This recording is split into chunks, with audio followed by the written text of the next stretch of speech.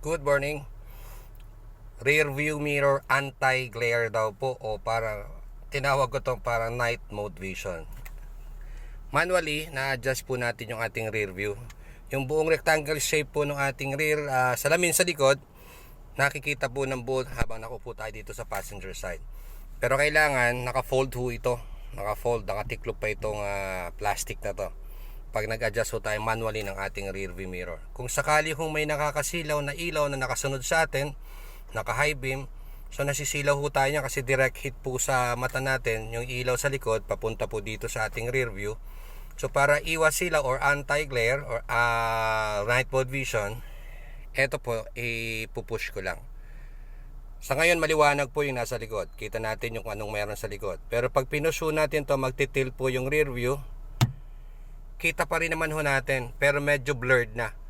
So hindi na ho tayo masyadong masisilaw. So kita pa rin sa likod, pero medyo blurred o medyo lumabo ng konti. Pero kita pa rin ho tayo natin sa likod. Pag inakyat natin ulit, tinaas, hinilak ulit itong plastic na to, balik ho siya dun sa normal position niya, mas maliwanag o clear ulit. Pero kapag may nakakasilaw na nakasunod na sasakyan, sa highway man o sa traffic, ayaw magbaba ng ilaw, para hindi masilaw, i-push lang po ito. Magkakaroon ho siya ng konting blurred or night mode vision kung tawagin ko. So yan, kita pa rin naman po. Tapos balik lang ho natin kung di naman natin kailangan. Yan ay dagdag driving tips and tricks sa ating mga drivers, student driver o dati ng driver. Drive and keep safe. Always mabuhay po.